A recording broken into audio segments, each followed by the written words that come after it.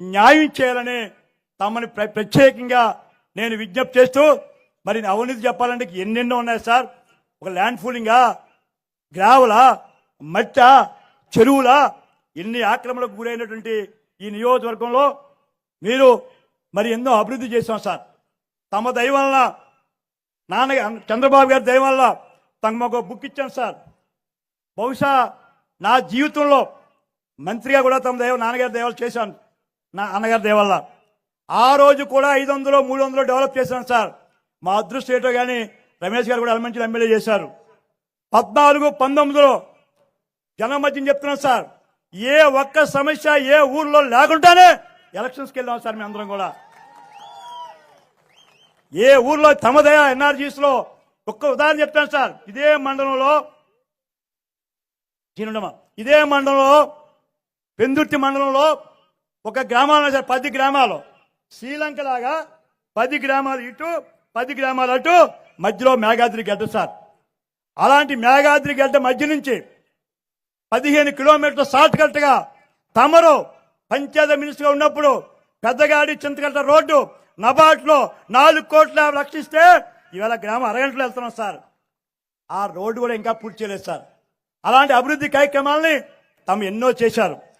ఒక్క పెందుర్తి నియోజకవర్గంలో under ground drainage కానీ 6 లైన్ రోడ్స్ కానీ 4,800 కోట్లు డెవలప్ చేసి ప్రజలకు బుక్ ఇచ్చాను సార్. తమ కూడా బుక్ ఇచ్చాను సార్.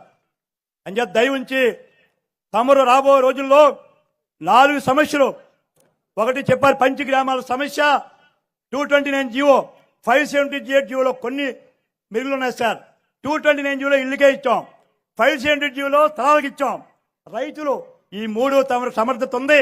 ఆల్రెడీ పర్వాలేదు, తమ అవగాహన చేసుకున్నారు. నాకు నమ్మకం విశ్వాసం ఉంది.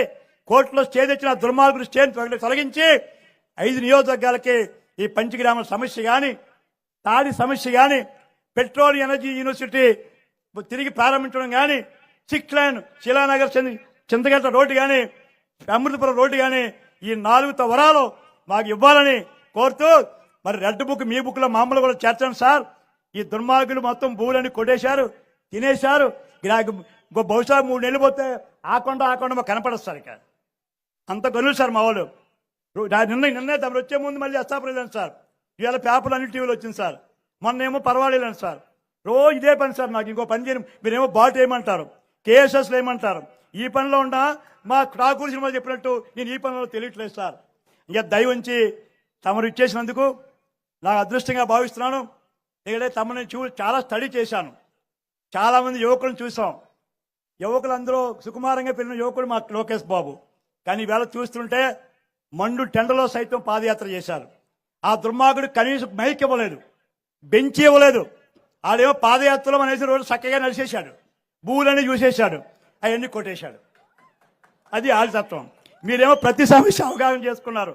కడప నుంచి చివరికి మా గాజువాక, మా పెందుర్తి వరకు అన్ని సమస్యలు అవగాహన చేసుకొని మమ్మల్ని మీ అందరూ గర్వపడే విధంగా మీరు ఎంతో అవగాహనతో ఉన్నారు.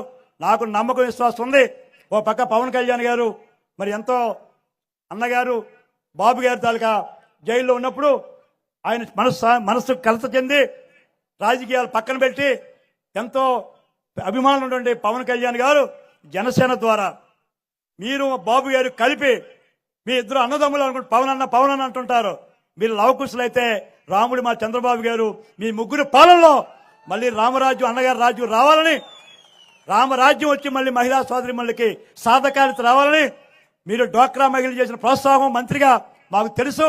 మళ్ళా మా పెందుర్తికి 3 పువ్వులు 6 కాయలు కాసే విధంగా తెలుగుదేశం జనసేన సంయుక్తంగా మీరు పెట్టిన అభ్యర్థులు మేము గెలిపించే విధంగా మేము ముందుకెళ్తామని చెప్పి మీకు అందరికీ పేరు పేరున తెలియపరుస్తూ మరొక్కసారి మా అక్క జిల్లా ఆడపిల్లలకు కూడా మండు టెండలో కూడా టైంకి వచ్చి మీ సభను విజయవంతం చేసినందుకు మీ అందరికీ మరొక్కసారి పేరు పేరున నా హృదయపూర్వక ధన్యవాదాలు తెలియపరుచుకుంటూ వెళ్తున్నాను. జై హింద్, జై తెలుగుదేశం, జై జనసేన. ఎవరి కోసం ఎదురు చూస్తున్నారో, ఎవరు గుండెల్లో సింహం స్వప్నమైనాడో, ఏ పులి అని చెప్పుకున్న పిల్లిగా మారిపోయిందో, పరదాల మధ్య నడుస్తూ ఉన్నాడో,